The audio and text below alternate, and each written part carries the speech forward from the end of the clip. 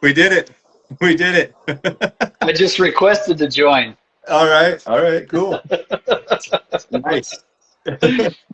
Well, I'm glad that we're finally here. I don't know if maybe people are frustrated with us that it took so long to get on, but either way, here we are. We are Nice. here. We are here, man. We are here and glad to be. Well, we'll be able to save this too afterwards, so Hmm. you can share it, right? So people will Yeah. see it. So, we'll just kick it off, man. So, for people that don't know who you are, explain who you are and why you started your company. Oh man, who I am? Well, I'm Matt Gifford. Um, my company is Giff Glidez Custom Swim Baits. For a real job, I'm a biology professor at local university here in Central Arkansas, um, and I've always fished. I grew up fishing, particularly mainly in high school. I really got into it. I grew up in Northwest Arkansas, in the region where you are, Yep. in Rogers actually, and went to Rogers High School.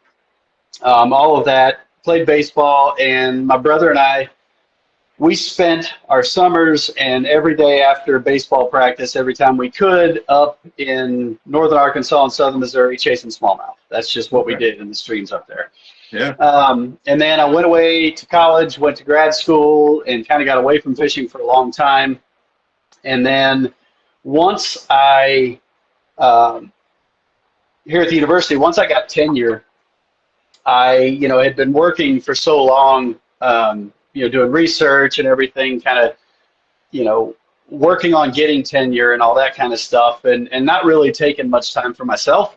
Sure. And I decided after that point that I needed to, do something for me again. Yeah. And that's when I started fishing again. And so that would have been back in, 2016 or something like that. Okay. And then soon after that, I started screwing around with CAD, kind of learning the ins and outs of that, mainly just designing and making conventional tackle. And so I wanted to make my own. I mean, my favorite lure of all time is the shaky head, and I wanted just to make Okay. my own shaky head jig. Cool. And so I did that. Then I started making some, flipping jigs and things, some spinner baits, buzz baits, and that sort of stuff.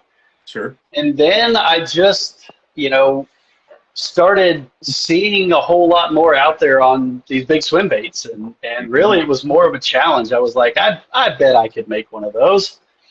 And it's a hell of a lot harder than that, but it was just something I wanted to try. And so then probably in, I guess, the first swim bait, the first glide bait that I designed probably would have been in maybe 2001 or two, Okay. something like that. So a long time ago then. Okay. Yeah, that was probably the first one I designed, and then I was just kind of dinking around. I mean, it was okay, and actually, I found it on the wall. The only one I have left that was painted, but that was the Okay. first one that I designed and made, and it swam like total shit.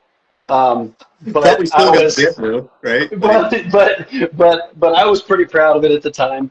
yeah. Um, and then, it just started just kind of slowly when I had time. I just kept dinking around with it. Mhm. And then I made my little 5.5, my EKG. Okay. And so I fished that around a little bit, and I gave a couple to some friends. A good friend who runs a tackle company down here, a custom, like, conventional tackle company. Sure. And I just said, hey, go out and throw it. Just tell me what you think.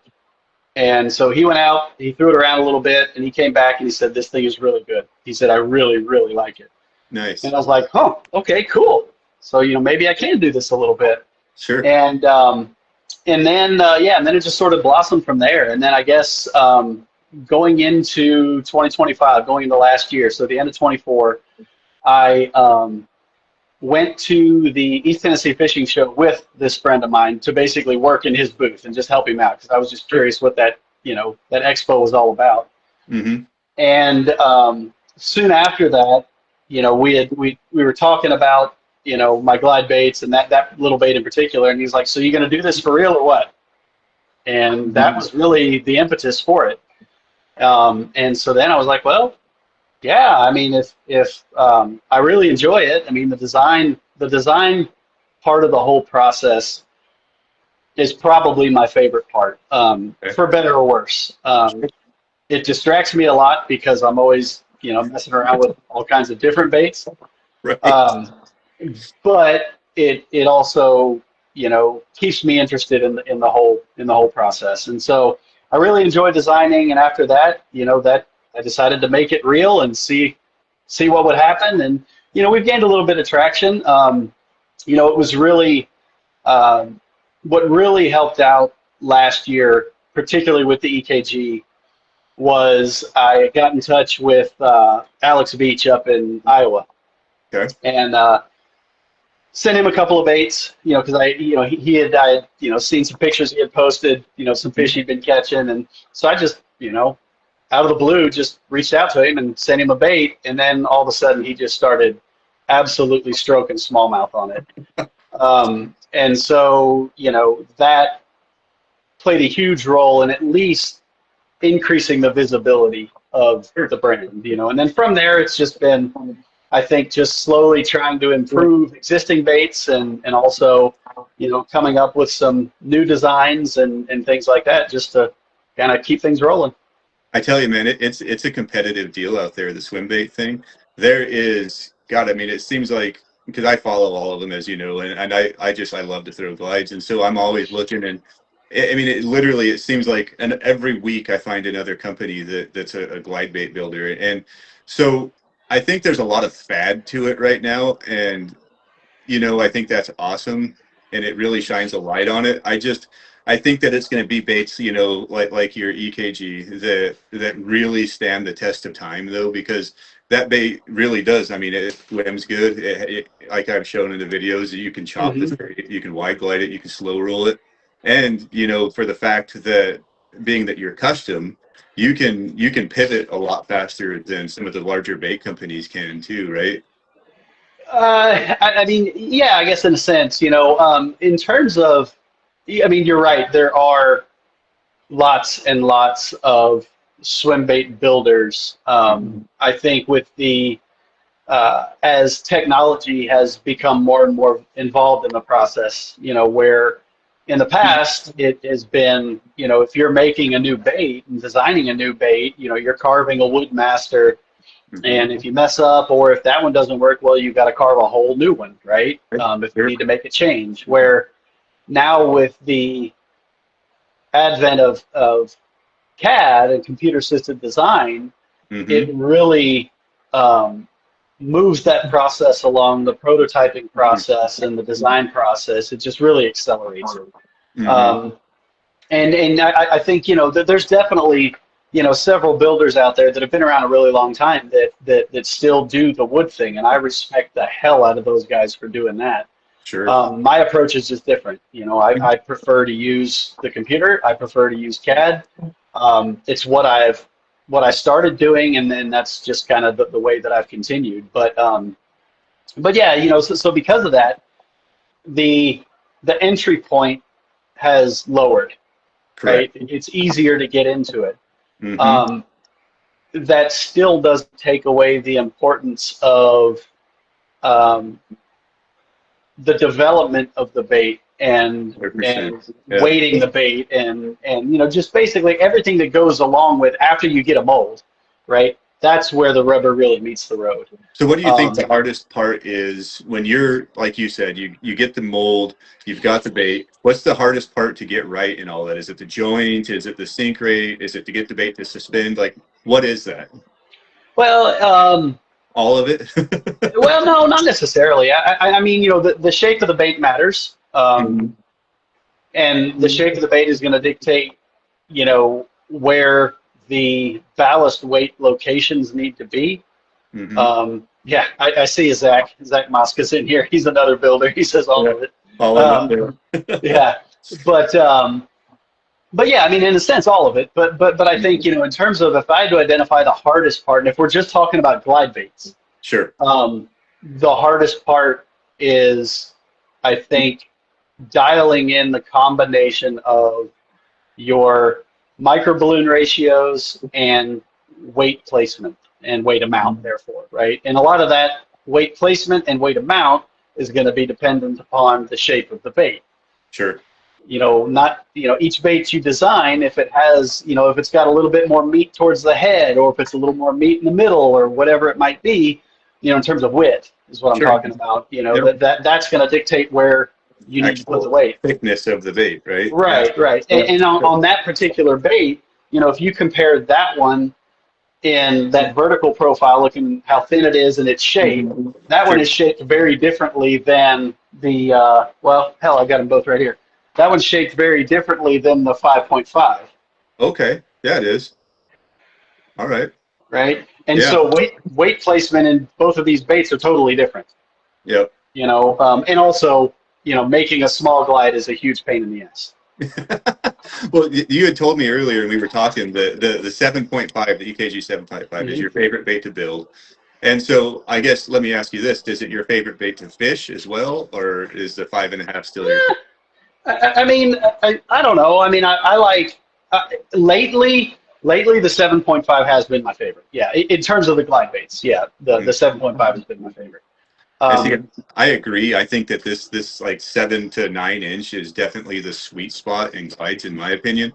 They're easier to work. I think that they have obviously more drag because they're a bigger profile, and you get to see a lot more fish. And I think that's one thing that people that just are getting into glide fishing or swim bait fishing, whatever you want to call it, is they're just blown away about the amount of fish that they see, right? And I think that also can be a deterrent to people as well, because they get so frustrated because they don't know what to do when they see the fish.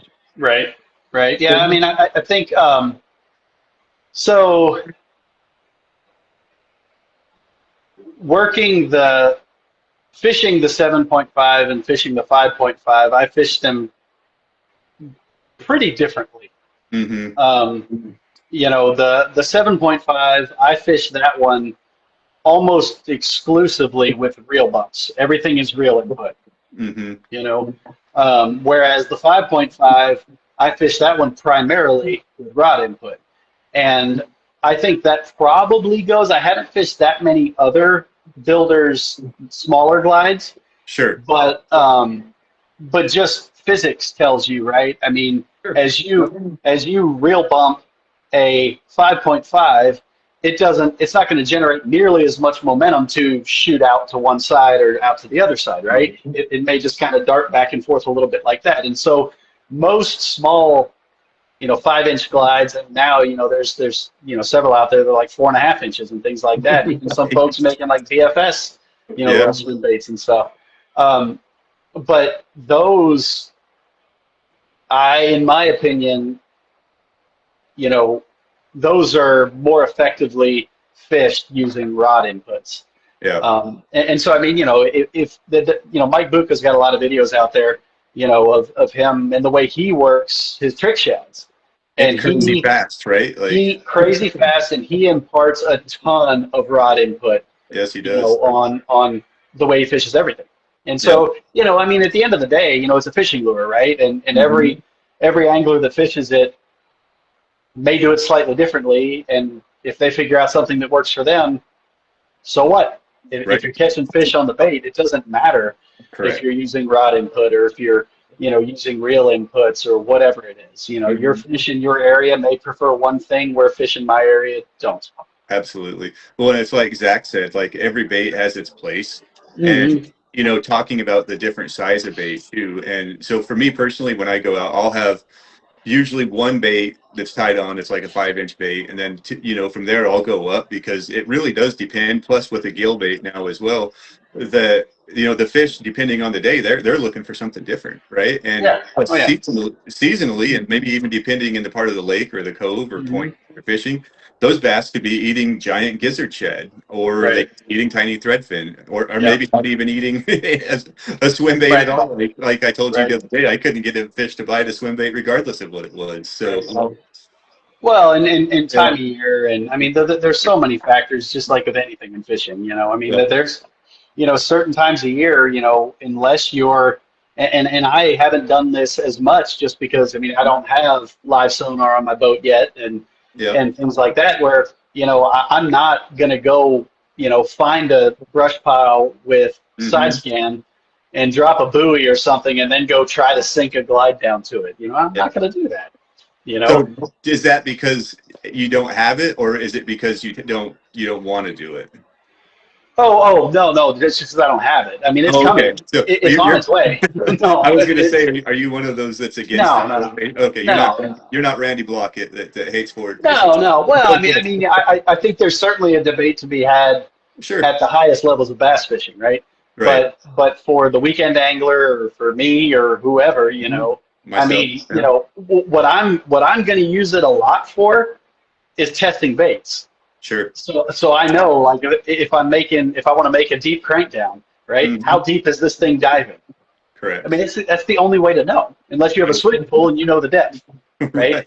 Right. I mean, that's the only way to know those things, and so I'm going to use it a hell of a lot for that. But no, I mean, in terms of sinking a glide down, I mean, if I don't know, I mean, I may know generally how deep the brush pile is, but if I can point my active target or live scope, whatever version you have, if I can point it at it and I can cast and see my bait sinking, well, now I know what's going on, right? And I can see how fish are reacting and those sorts of things. And so, it'll open up a lot of opportunity for fishing glide baits. But the whole point there, I think, is there's a lot of time during a year where those fish are deeper, right? That's why, a lot of times, prime glide fishing is spring and fall. Yep. It's when the fish are shallow, right? Yep. Although more recently, guys have started, throwing these bigger baits out in the deeper water, when they have a scope and they can, sink them down, either weight them differently or, put weight, wrap some lead on the hook shanks, however you prefer to do it. But yeah, it's just another application of the same bait. And one thing that I think is really cool, because I do have live scope in my boat, and even if you are fishing in 30 foot of water, right, and you can see brush pile, rock pile, whatever, you can see active fish on it. When your bait splashes from 30 feet down, you'd be amazed at the amount of fish that they're coming, right? I mean, they're probably not going to bite your bait, but maybe they will. But I mean, they're going to go and investigate that splash. So I think that, and this is an argument that my 16-year-old and I have all the time, because he's the one that fishes with me, is he's like, because he doesn't throw glides. I mean, he's just not what he does. He's more of a minnow shaker. And he's like, you're scaring the fish, right? And I'm like, quite the opposite, my friend. I'm actually bringing them up, right? Because fish are curious and they're constantly looking to eat, right? So they're super aware. They're super aware of everything around them. Yeah, absolutely, absolutely. So from the time that you pour a bait to the time that you're testing it, how long does that take? From the time that I pour it till when? When you're testing it, when you're out swim testing it. Well, I mean, if I'm pouring one bait, right? Like, no paint or anything, right? But if I'm pouring a blank, I mean, obviously, I mean, in an ideal world, you want to let it fully cure and all that kind of stuff. But I mean, I theoretically could pour a bait, get the weight in it, slap some hooks on it, sink test it, put a tail in it, and be fishing it in an hour. Okay, wow. Yeah, I mean, no. It can be fast. Now, again, like I said, one thing I have noticed is, and I don't know, I've never actually talked about this with other builders, but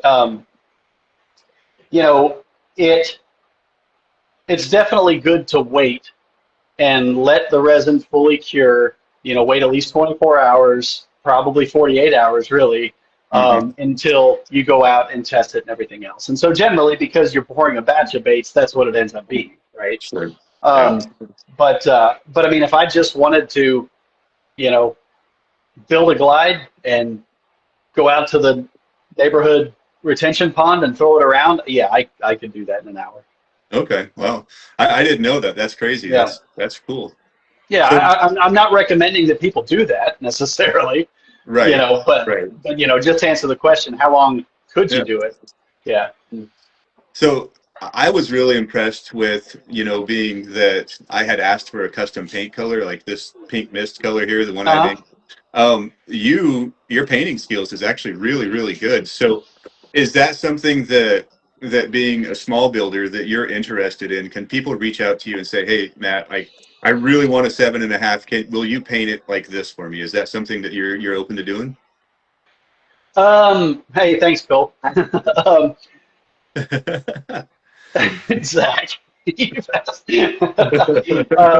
Like I said, Zach, I don't recommend doing it that way. That's a good way to make mistakes. But so in terms of custom stuff, so I mean, I don't put it out there that like reach out, I'll make you a custom bait just Sure. because if I'm in the middle of a A batch batch. for a drop, Sure. then you know it's I can have all those baits. I mean, from the building side of it, that's no big deal, right? But from the Hmm. painting side of it, That if adds a I've whole got color, yeah, right? if I've got 5 baits lined up that I'm all doing the same pattern, right? That one singular bait is going to take me just as long almost as those 5, Right. to Right. paint. Hmm. Maybe not quite as long, but Yeah. it'll still be a significant investment in time, depending Sure. on what kind of. I mean, if they just want like that chartreuse that I named the Veach, Hmm. right? If they just want that one, well, that one's quick, Right. right? I can paint that one up. Anybody can paint that one up pretty fast. Hmm. Um, but if it's one like one of the shads or the bluegill or something like that, no, that takes time. Right. Um, and, Yeah. and, and so yeah, I guess to answer the question, I don't put it out there to like, yeah, dude, I'll do whatever customs you want. Sure. If it's a time where I've done a drop and I've got a few blanks sitting here and somebody reaches out and they're like, man, I'd really love a 7.5 in the color, that I painted for you or whatever. It's like, sure, Hmm. yeah, if I've got one Yeah. sitting here, absolutely, I'll do that. Hmm. But it's Yeah. not something that I like have that as an option on the website for whatever custom you want, Sure. Yeah. So what do you say the most in your eyes, just based off feedback you've gotten from your customers? What's the most successful color that you offer? I wish I knew. Because you'd be fishing it, right? Dude, no, because and man, the customer, the swim bait customer is the most difficult thing to read. I Right. mean, it really is. And I found I kind of got a taste of that, when I was sending baits out to other painters to paint. Mhm. Yep. Um, but in painting your own, with each drop, that is the most stressful decision to make. Is what colors am I going? What Yeah. 2 options am I going to do? Because you can't do like 6 different options, right? Right. And so, if you've got a drop of, say 6 EKGs, right? I'm going to do 3 and 3 Hmm. typically if I'm doing, a drop of 6. Sure. And um, then it's like, okay, well, do I do something loud and bright this time? Do I do, yeah, Jim Jim. says, Yeah. each one has, their favorite, and It's and, true, right? it's totally true. And some folks have really supreme confidence in a thread fin sort of pattern, but a Yep. specific thread fin pattern, right? Yep. Not sort of Or my a sexy interpretation shad, of it. sexy shad, right? That's the whole thing. Yeah, Everyone's like, oh, I got not that. not my interpretation of a thread fin or Right. whatever it might be. Sure. Yeah. And so yeah, I can't answer your question. I have no Yeah. idea. Well, and there's so many guys, and sometimes I find myself in that boat too, that it's so hard to get away from just a plain bone, sunburned bone bait. That yellow tint on it, like that really does, in my opinion, seem to almost glow in the water. And I think it looks natural from the standpoint that a dying fish does turn white, right? And I haven't Yeah, figured out why the yellow draws them more, but they say that the more seasoned it is, the better it is too. So yeah, there's a lot of fads that go in it, and ultimately, yeah. I don't know. one day we're going to catch him on the pink one. The next day we're going to catch him on the bone one. Hmm. And, it's just, again, the day, the water, the temperature, the sun, all of it. Yeah. Well, and everyone has their preference. I mean, Yeah. there's you're asking about customs. There was an individual who reached out and asked about he was going to get a one of the floater gills, and Mhm. then he said, he really wanted a a 7.5 as well. I was like, well, I've got, Yeah. a blank here, and I was like, I'm happy to paint one for you because it was kind of in between drops and everything. And I was like, what pattern do you want? And he said, I want a yellow perch. Okay. And I was like, hold on, what does that say? Zach, as a builder, I fish mainly blank. Yeah. Mm-hmm. Yeah. No, I agree with you, Zach. But yeah, he asked for a yellow perch, and initially I was like, oh crap. I was like, I have never done a Yeah, yellow we don't have perch. perch here, right? Right. And I mean, I know certainly I've caught them before up in Minnesota, and I know what they look like and can easily look up pictures and so forth, which is what I did. But you see on the pages a lot of guys, when folks ask about a favorite color or something, you always see yellow perch pop up. Right? Yep. But I've also heard a lot of builders and painters also lament the fact that if they do a drop of perch, they never sell. Isn't that crazy? Like nobody ever buys it. Yep. So it's like, well, that's where it becomes really difficult. And so what I've typically tried to do is I try to do kind of a couple of different natural-ish patterns, right? On the 5.5, I do brighter patterns on that because that one's had a ton of success for stream smallmouth. Yep. And they tend to like really bright stuff. So yeah, that's just kind of how it's been. So do you foresee, like, being that this is probably your number one, the 7.5, do you foresee making any modifications to this bait in the future, or potentially even, making a 9-inch model or something like that? Man, I don't know. In terms of modifications to it, I mean, I think any builder would say, that they're always kind of dinking around with things and tweaking things here and there and kind of maybe adjusting weight or whatever it might be. And so I've done that with that bait, several different times. And I finally landed on, at the point where I feel like I have nailed that bait as well as I can. Right. Yeah. And I'm really happy with that one. It's like I told you, I was blown away when I first started fishing the 7.5 at how wide I could get that bait just with a hard reel pop. And that's not an easy task to do, right? I mean, there's a few baits out there, some big companies that have that down, but for a small builder, I was very impressed how wide that bait would go. Yeah, well, I certainly appreciate that. I mean, but I think part of it has to do with, in terms of how wide you're going to get one to glide, certainly has to do with, the tail angle and those sorts of things. Where with this particular bait, that tail angle's not real. Sure. It doesn't go very far. Yeah. Right. Obviously, the further over, the more choppy it tends to be, and so forth, and all those sorts of things. But I wanted this one when I built it. I wanted it to be able to chop in a sense. But on the chop, I didn't want it to be a 90-degree turn, right? Where you're just sitting there walking it in place. There's a place for that, and there's several baits that do that extremely, extremely well. Correct. I wanted it when you did chop it that you got kind of a rounded turn on it, and then a glide, and then a rounded turn. Not a big, huge, wide gliding thing. I wanted something intermediate, right? Something kind of in between. Sure. And I think ultimately that's where I landed. But yeah, it's and then I guess the second part of your question about a 9. I don't know. I mean, this bait, this 7.5 is still new. I mean, it was really just released this year, and so I haven't really. I can't say I haven't thought about a 9 because I have. But I haven't had anybody asking for it. I mean, there's really not that many of these 7.5s out there.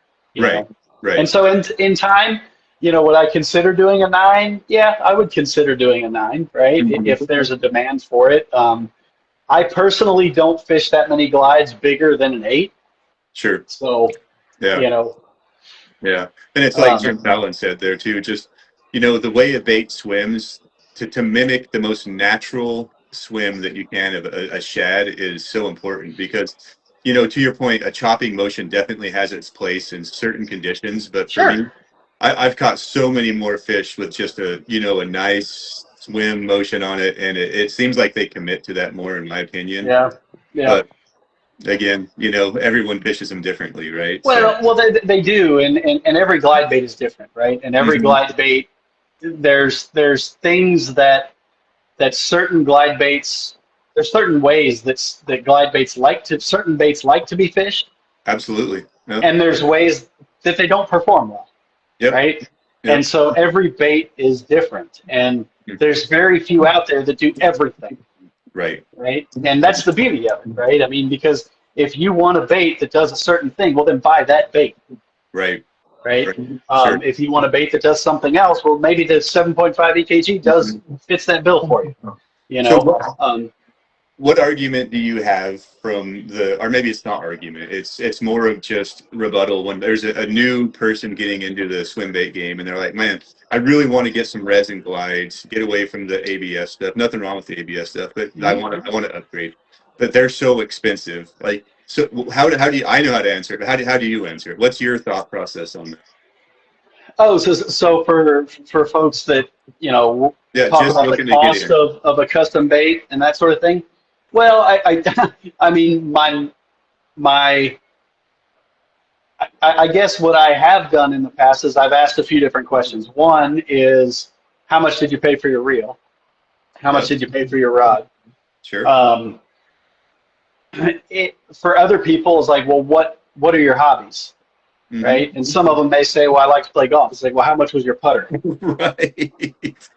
Or your sleeve of balls, right? Like, right. Yeah, exactly. Your sleeve of balls that you're whacking into the woods or whatever it might be, the bass being in the pond, right? Yeah, and I mean, a lot of people pay a lot of money for their hobbies. Yep. And this is another hobby. And if you don't want to spend that kind of money on a custom resin bait, well, then buy an ABS bait. Yeah. If you want to fish a glide, and that's your budget, well, then do that. I mean, oftentimes, go get a Buka trick shed, $38, right? Learn how to fish it, and you're going to catch fish on it, and then all of a sudden, you're going to go down the rabbit hole, and you're going to be calling Matt, looking like, holy shit, I need to get a EKG 7.5. Right? Well, that's I mean, it is a rabbit hole for sure, and I think when you experience that first like vicious glide bait bite, I mean, it's there's something to it, right? I mean, and plus the size, it's just different. You catch too, right? Like, I've caught big fish on a jig, a Carolina rig. It's like everyone else, man. But to your point, the vicious strike on a glide bait and the consistent size of fish that you catch is going to be bigger. It is 100% going to be bigger.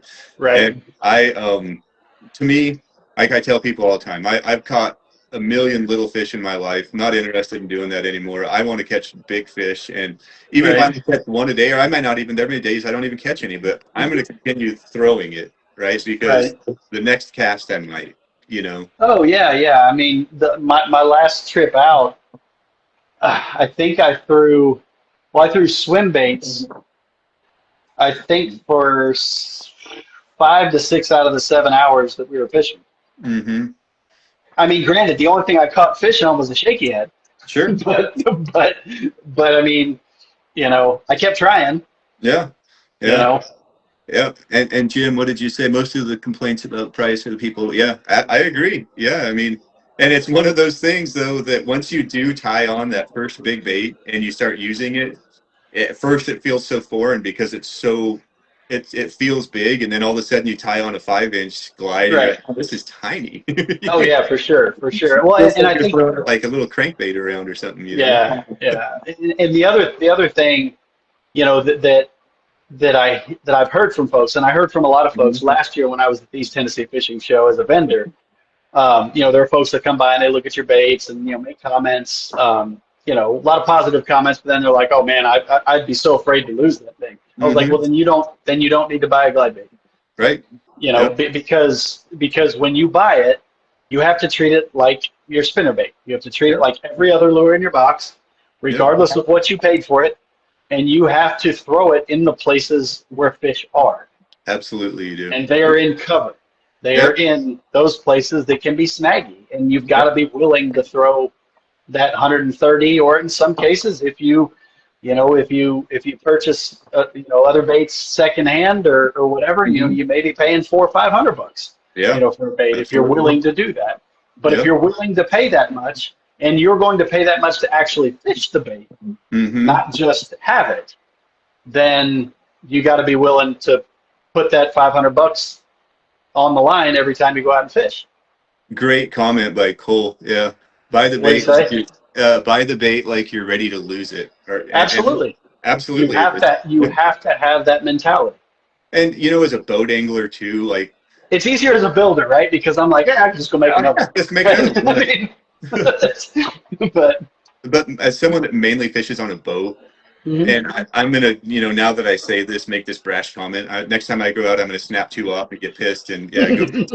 But for the most part, unless you're sinking them down, I mean, these are 3-4 feet max under the water.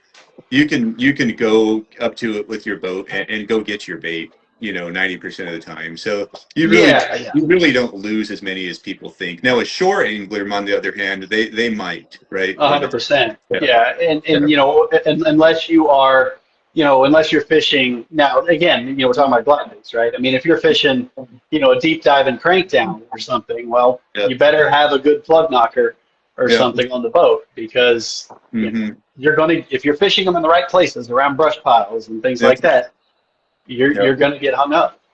So you mentioned rods and reels and line. So what are you throwing your baits on?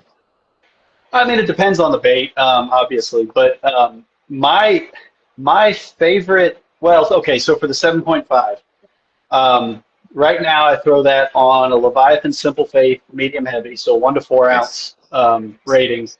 Yeah. And then the reel, I throw it on a Bates Goat Swim 200. I absolutely love that reel. It just, with that bait, that reel, I love it. What's the speed of that one? The gear ratio? It's a 7-1. 7-1. Okay, that seems to be kind of the sweet spot. Yeah, 7-1 to 1.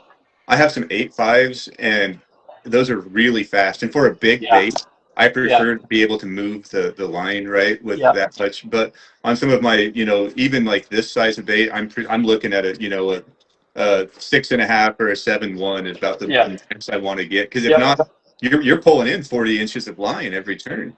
Right. I think, I mean, I think for that particular bait, for the 7.5, I think like a 6.8 to 1 or a 7-1 to 1 is the perfect kind of sweet spot for that particular bait. Now, in terms of line, it's one of two things. I either throw it. So I was throwing it on what is it? The P-Line CXX 17-pound copoly. That's what I was throwing it on. On almost all my swim baits, I throw either 15 or 17 pound. I rarely ever go to 20. Yeah. Okay. Is that just you feel like you get more action, right? Yeah, I just it's what I've done.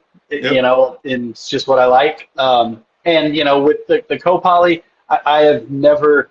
I mean, like if I get hung up, like even if I'm throwing my shaky head, right? I use a 15 to 17 pound leader on my braid. Right, and breaking that shit is hard. And that stuff is strong. Like you get hung up. I mean, you're straightening out. I mean, you're straightening out hooks. Getting it off the stuff.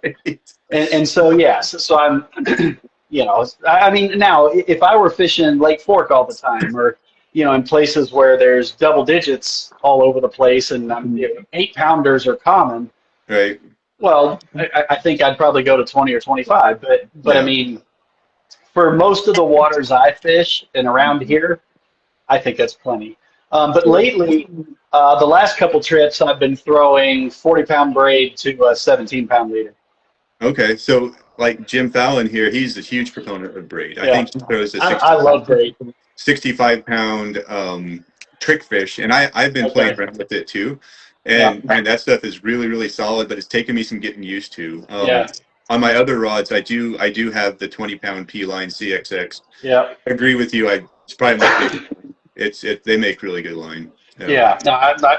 No, in terms of just a good line, I love this stuff. Yeah. But yeah, I mean, with brake on every other rod that I own, every Mhm. conventional rod, spinning, casting, whatever, I have always been 100% braid deleter. Yeah. I'll throw crankbaits on braid deleter. Sure. Yeah. Yeah, I mean, yep. So I, yeah. I do know that it's interesting you said 15 to 17 pound test because one of my Mhm. buddies here in Northwest Arkansas, you know that there's giant stripers in beaver. Yeah, He yeah. caught, it's debatable, but I mean, it was probably 35, 40 pounds striper Yep. and 15-pound test throwing a glide. And he got it up, right? He didn't break it off. So, I mean, that says something about that line because a striper Well, really hard. yeah. Oh, yeah, yeah, for sure. And I think more than anything, it's if the rest of your equipment is Right. And your drag, right? geared correctly, Yeah. if you're using a rod that is forgiving, if you have your drag set appropriately and you're not using one of those deadbolt freaking cast king things with no drag, That's you what I know, do. No, actually, it's PC fun, but yeah. yeah, I mean, if you're, as long as you have the drag set appropriately and Mhm. everything, then, Yeah. 15 pound, Yeah. 15 to 17, in my opinion, 17 should be Yeah. sufficient. Now, the only, I guess, argument that could be made with That's that a is fair point. Yeah, Jim just said also depends on the habitat in which you're using the bingo. 100%. If Yeah. any nick, if you're fishing around trees or something Hmm. like that, that Hmm. could be the one deciding factor there. Yeah. Yep. Yep. Yeah. Yeah. So I guess last thing here I have, and I know we've been going for a while, so we'll probably get ready to wrap it up. But money on the line, what bait you throwing in your lineup? What's it going to be? Is it going to be the 7.5? Is it going to be the new gill? Do you want to talk about the new gill? Man, money on the line. Well, money on the line, and I have to catch a fish, or just that I want to go fish. Um, uh, I mean, like I said, I really, really enjoy. Lately, I've really enjoyed fishing the 7.5. All But right. like money on the line, it's There you going to go. be the 5.5. All right. All Yeah, right. money online, just because I mean, so many different sized fish Sure. eat that. Absolutely. Big fish eat this, little fish eat this. I mean, if I need to just catch a fish Yeah. and it's on a glide, Yeah. then that's the one. There you go. I like it. But yeah, I mean, if I just want to go out and like what I've enjoyed throwing, that's been, the 7.5. Yeah. Yeah. Do you have one of your gills there? Do you want to talk about it? There it is. Okay. Yeah, there's my orange one. Cole knows this color. Yeah. He was on the chat there. What Um, what do you call that color? I have no idea. Like I told you before, you asked me that like on that other. Like, what do you call it? Like, I don't know. It's just the colors I thought would look cool together.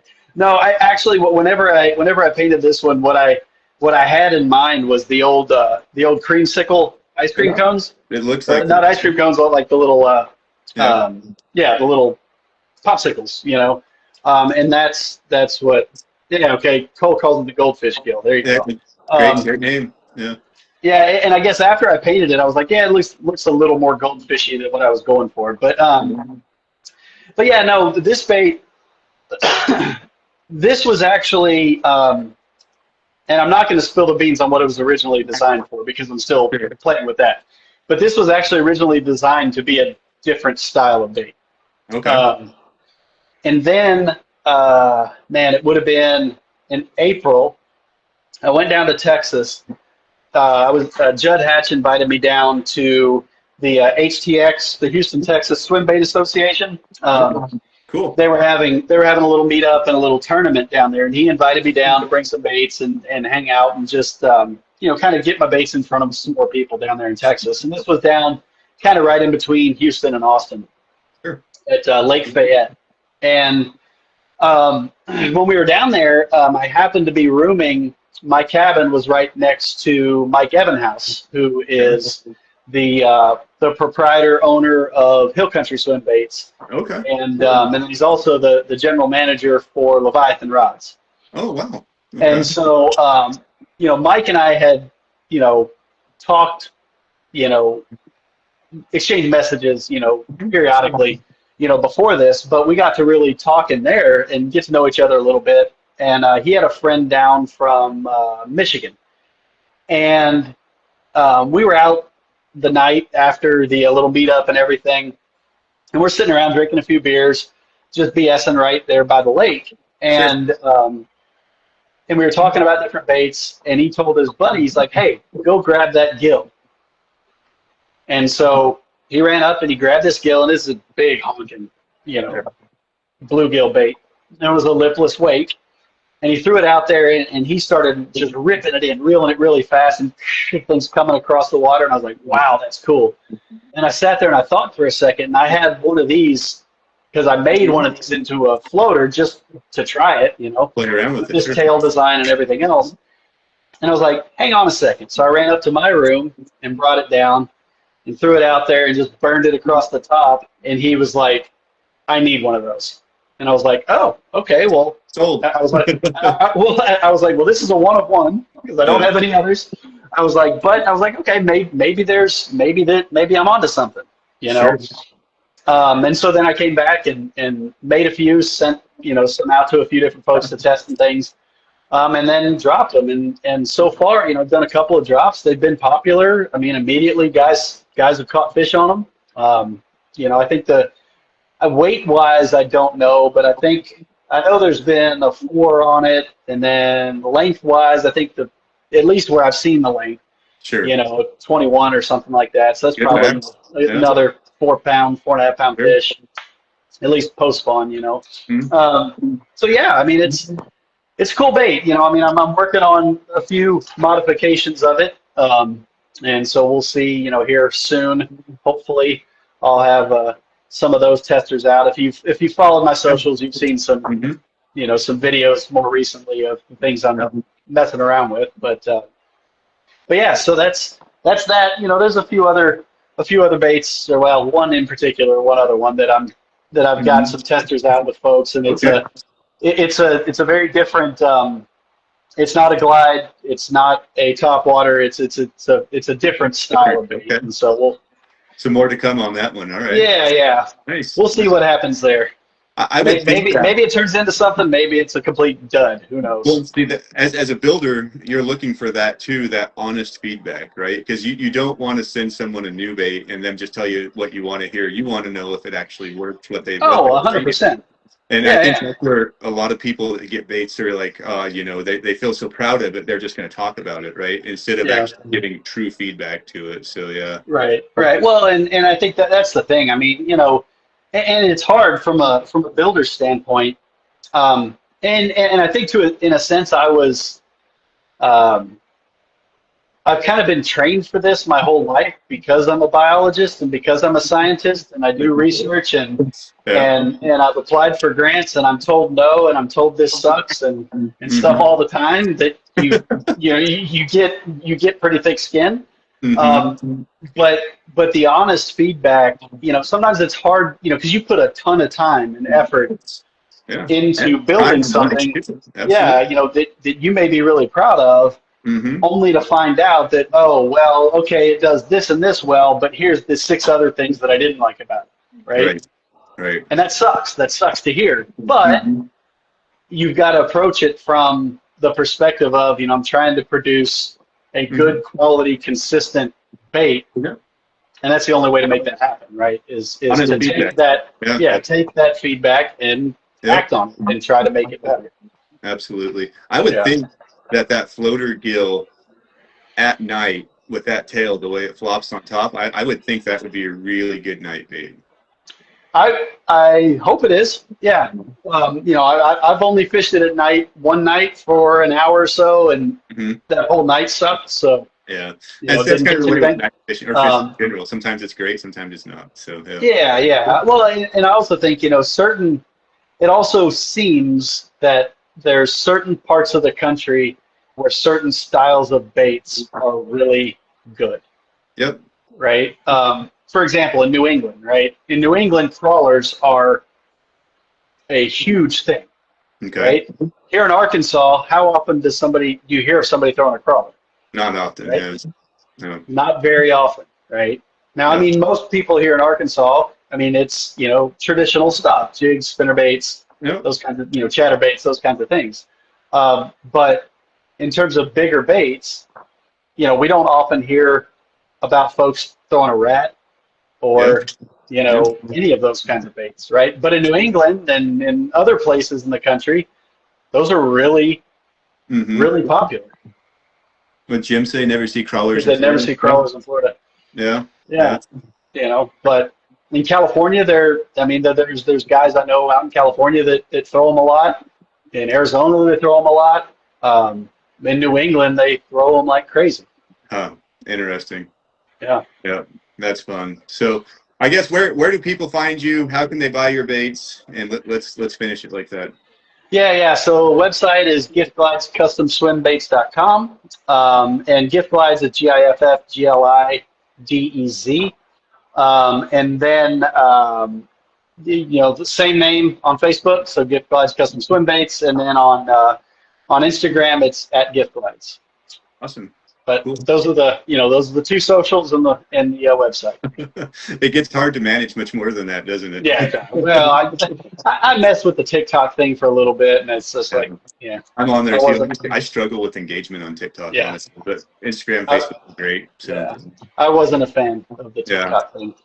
for sure. So, well, Matt, I really appreciate it. I'm glad we got this put together. Yeah, I'm glad it worked. A lot of fun, man. Enjoy right, your vacation, and Yep. yeah, if I catch anything big, I'll send you a pic. Please do. Please do. Awesome. See you, man. All right. See ya.